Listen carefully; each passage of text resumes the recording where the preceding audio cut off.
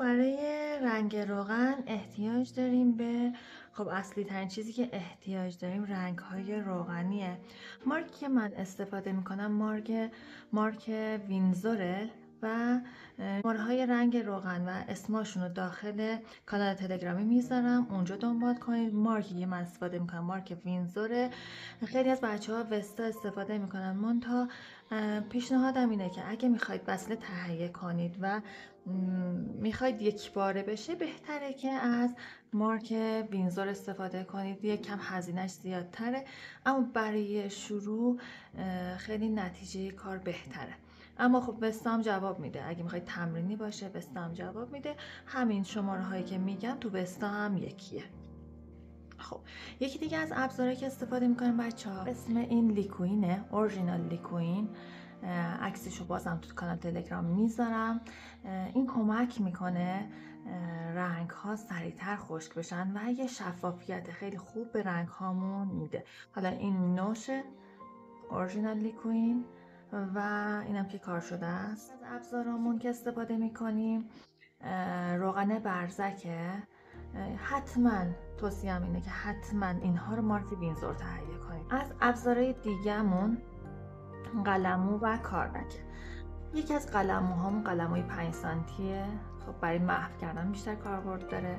قلموی 5 سانتی فقط وقتی دست میزنید اینو که موها خیلی نرم باشه. از ابزار دیگه‌مون شماره های مختلف قلمو. بچه ها هم باید قلموهای زبر داشته باشیم، هم قلموهای نرم. مارک قلموهای من حالا رهاورده. سعی کنید خرم استفاده نکنید. مارک رهاورد مارک خوبیه. مارک دیگه هم که بهتون معرفی میکنم پارس آرت و رهاورد رو من بهتون پیشنهاد میکنم. حالا از نظر هزینه بخواید در نظر بگیرید، مارک پارس آرت قیمت مناسبی داره. این رهاوردهای صادراتی که نگاه کنید تهشون به رنگ طلایی هست، حالا یه دونه نوتر رو نشونتون بدم، نگاه کنید. اینا خب هزینه بیشتری داره. هم شماره های اینا رو داخل کانال تلگرامی میذارم و هم عکساشون رو اونجا با دقت بیشتر نگاه کنید اگه میخواید وصله تهیه کنید. از ابزار دیگه‌مون بچه ها کاردک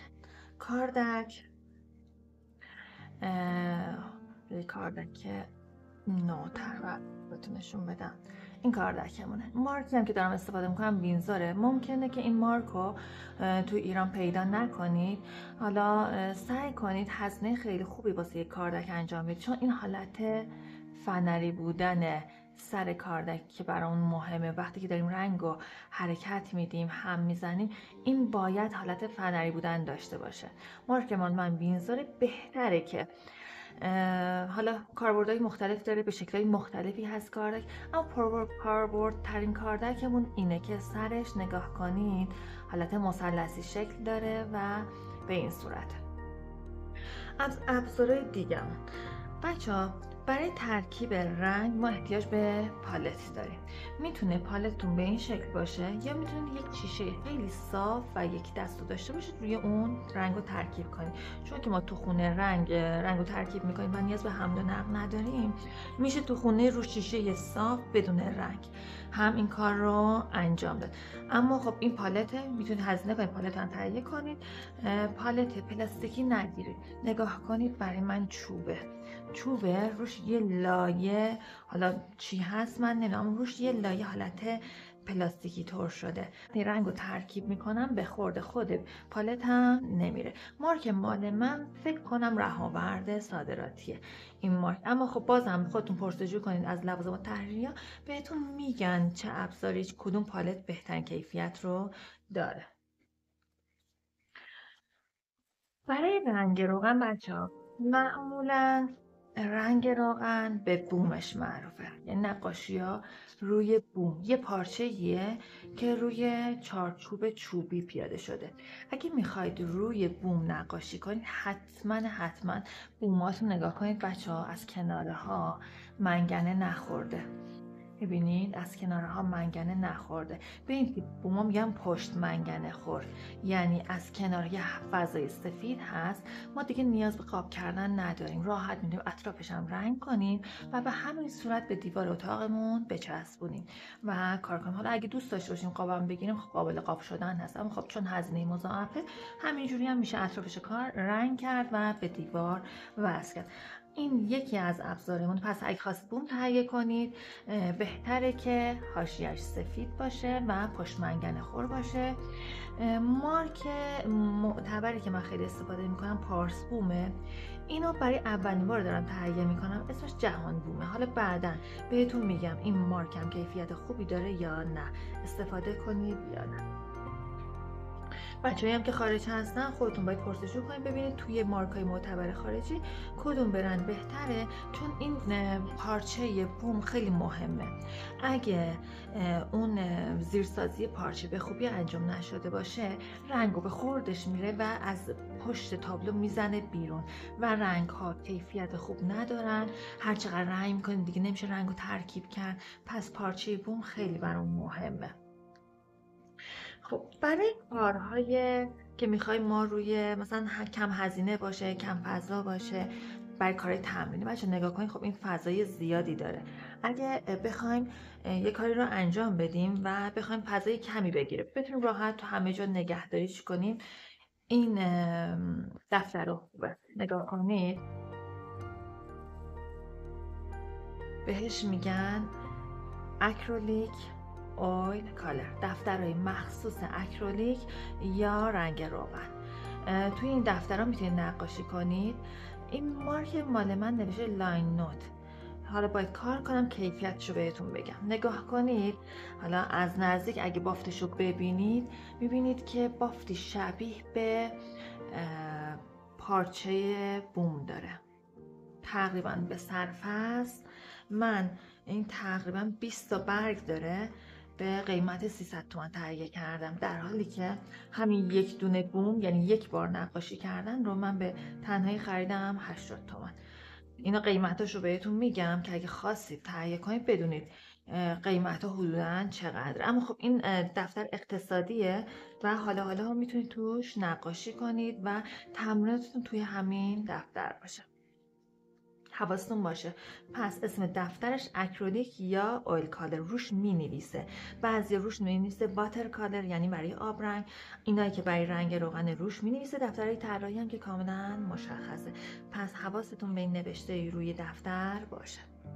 یه چیز جدیدی که من به تازگی کشفش کردم بچه ها، هنوزم بازش نکردم، بذارید بازش کنم، اینه. اونی که قبلش بهتون نشون دادم دفتر رنگ روغنه، اما این نوشته این خود پارچه بومه توی یه دفتر پیاده شده. نگاه کنید دقیقاً پارچه بومه. این رو میشه با چسب کاغذی به تخت شاسی فیکس کرد و روش نقاشی رو کشید. حالا این رو هم من امتحان میکنم، نتیجهش رو بهتون میگم که کدوم بهتره، دفترش بهتره یا این پارچه بوم. ضمن اینکه این 10 برگش رو من خریدم 100 و هولوش فکر کنم 100 تومن بود، اما اینو من 20 برگش رو خریدم 300 تومن، یعنی این دفتر گرونتره به نسبت این.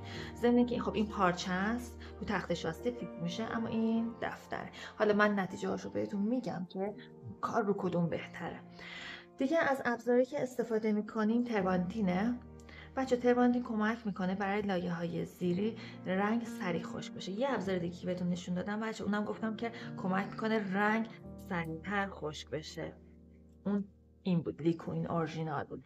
حالا تفاوتشون چیه؟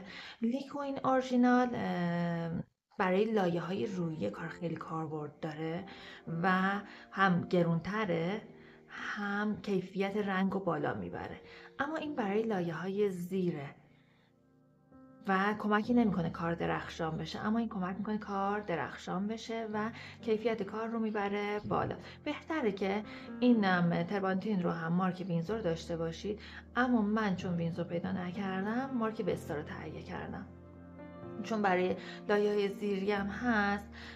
فکر نکنم زیاد اهمیتی داشته باشه، چون ما برای شفافیت کارمون و کیفیت کارمون از اورجینال لیکوین استفاده میکنیم. پس برای لایه‌های زیری کار، حالا حین کار کردن بهتون توضیحات کامل رو میدم. اینا برای معرفی ابزار که میخواید تهیه کنید، بدون چه ابزارهایی رو تهیه کنید.